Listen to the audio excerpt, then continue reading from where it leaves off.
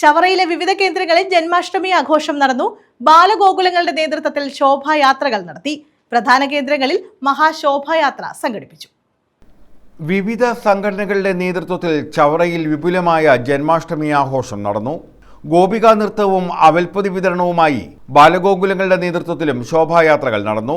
നെറുകയിൽ മയിൽപ്പീലിത്തുണ്ട് ചൂടി മഞ്ഞത്തുകൾ ചാർത്തി മുളന്തണ്ട് ചുണ്ടോട് ചേർത്ത ഉണ്ണിക്കണ്ണന്മാർ വീഥികളിൽ നിറഞ്ഞപ്പോൾ അക്ഷരാർത്ഥത്തിൽ ഗ്രാമ നഗരങ്ങൾ അമ്പാടിയായി മാറി.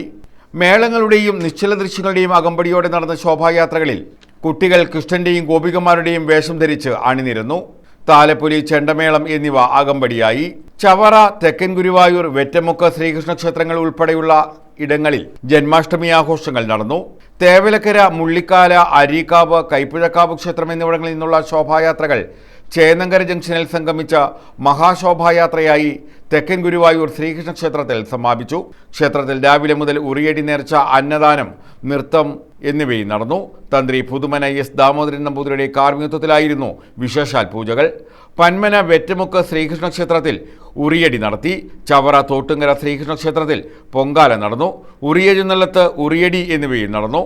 വടക്കുംതല പനയന്നാർകാവ് ഭഗവതി ക്ഷേത്രത്തിൽ ജന്മാഷ്ടമി ആഘോഷങ്ങൾ നടന്നു.